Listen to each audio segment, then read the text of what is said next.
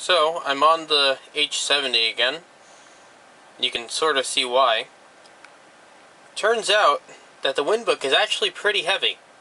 And when it falls off of a ledge onto your Nokia Lumia 520, corner first, it actually leaves a mark.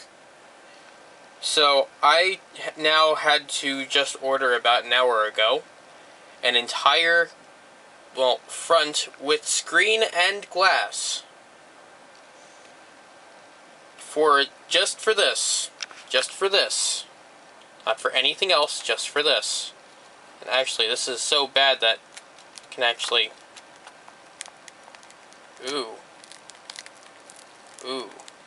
yeah, oh yeah. So, this is going to be another video I'm going to have to do of replacing the glass and the screen. This is going to be my second glass replacement for this particular phone, and it's going to be my first screen replacement. I may actually take video of it this time, and not... did I actually take video of it last time? I don't actually remember if I took video of it last time. I know I took photos, but I don't remember video, for some strange reason. Oh yeah, that's right, I couldn't find the charger for this, and that's why. Maybe. Anyway, just wanted to show that off, that, well, yeah. Life happens, shit happens. And if you can see, right there, I've got something over there that I'm going to make a video about in the very, very, very near future. And if you haven't already caught on from the title of this video, or even glanced at the description like I know most YouTubers do not, I have myself an Xi3 X5A modular computer that I picked up off eBay with an SSD, and I'm going to do a very small rant here. I bought this used with an SSD inside. They had some semi-cheaper ones without SSD, which are now much cheaper than it by about $3 or $4 on the same website. Well, sorry, from the same seller on the same website. Obviously, I got this from eBay. And the SSD was house-branded Xi3. Is a, and I quote, 64 gigabyte SATA 3, 6 gigabit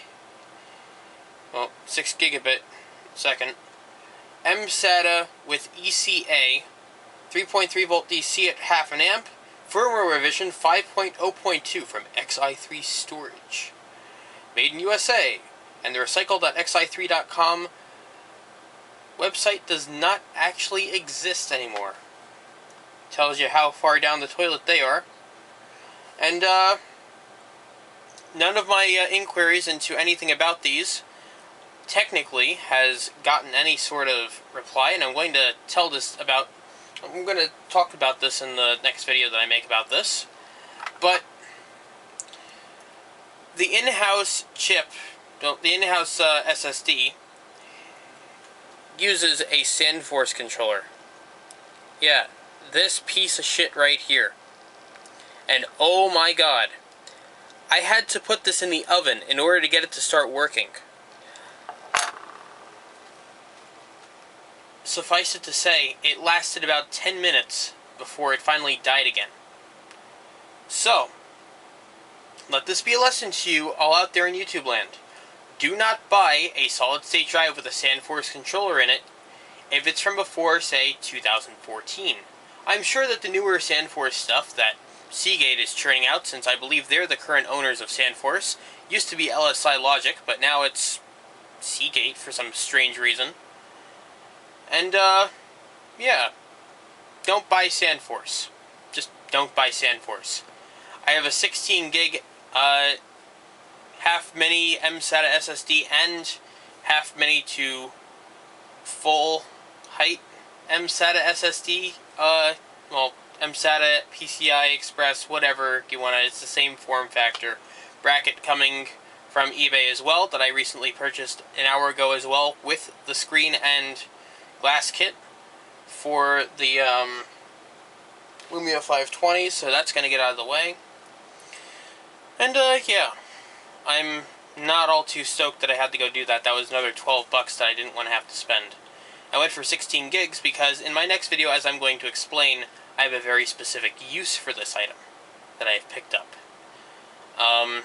If you go onto YouTube, which you are currently on right now watching this, hopefully, and search for the Xi3 X5A, you'll find a plethora of videos by a number of different sources, and none of them really seem to have really high-res pictures of the inside. That's something that I'm going to cover in the upcoming video for this, as well as airflow, and temperatures, and fan noise, which are a few things that I really didn't see any sort of thing about. I only saw unboxings, overviews. There was the one Newegg TV video where they did the entire unboxing and they took it apart, and the guy sort of knew what he was talking about inside about stuff, and yeah, that sort of worked out okay, but it's not really all too high def, and you don't get to see all the little tiny components on the boards.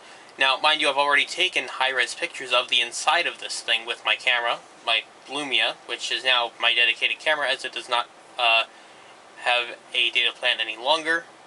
And I thank you for the currently anonymous person who had helped me get a data plan onto it for the past 10 months. It ended on the 3rd of July, and it was a great run. I really enjoyed it. It was a really big help in some cases. But I need it back since there is still GPS software on it in the form of Nokia here, Maps and Drive, which are free to anyone owning a Lumia pretty much. And that currently, so long as you have the maps on your phone downloaded, still work without a data plan. And it works like a normal GPS, and I love it. It has like a gajillion hours of battery life, like 4 or 5 days worth of battery life, with or without data. And it's a great phone for use as a GPS, and also for taking pictures and video on the fly, and that means I don't have to carry my point and shoot around, which is sort of an annoying thing right now. In fact, right now it's getting really hard to hold this in the position that it's holding it in. I will say this, it's a lot easier to hold this camera than it is to hold that Lumia. But I'm just going to do a quick flip around here. You can sort of see the inside there. That's about it. And I will say that these 4, 1, 2, and then there's 2 on the other side, these rectangular things here, are to hold these metal pieces in place. That actually holds the heatsink onto the main, the main north bridge of everything. That really doesn't do anything memory controller-wise, I don't actually think. And also the CPU itself, which I'm going to get a little more in-depth into. And it's probably going to be about a week, since I'm waiting on a part still to see if a hypothesis that I have is actually correct. I believe that this machine is actually an AM2 Plus machine and not an AM2 machine, as they are advertising. This being said because it does include an AMD 780E chipset. And this is usually found in an AM2 Plus motherboard, which is the in-between socket for AM2 and AM3. And I tend to see those with AMD Athlon 2s, Phenom 2s, or Phenom 2s, however you want to say it, and Semprons and stuff, of the K10 generation of AMD CPU family. Well, families, you know, Athlon, Sempron, Opteron, which they did make a few of in the K10 form, that weren't socket F or some weird thing. I think they're mostly socket F now. I don't really care. So that's going to be the end of this video. I'm just going to show that I'm going to make an actual video about this in the near future. Stay tuned for it. It is coming up, and you are all probably going to get some sort of kick out of it, because this is a very weird and very niche computer system, as you can sort of tell by the side here. And hopefully by the time that I get the chance to do this video, I'll have a lot more different items to include into the video for how I'm going to set this up. And it's going to be quite the ride, so stick around. And until next time.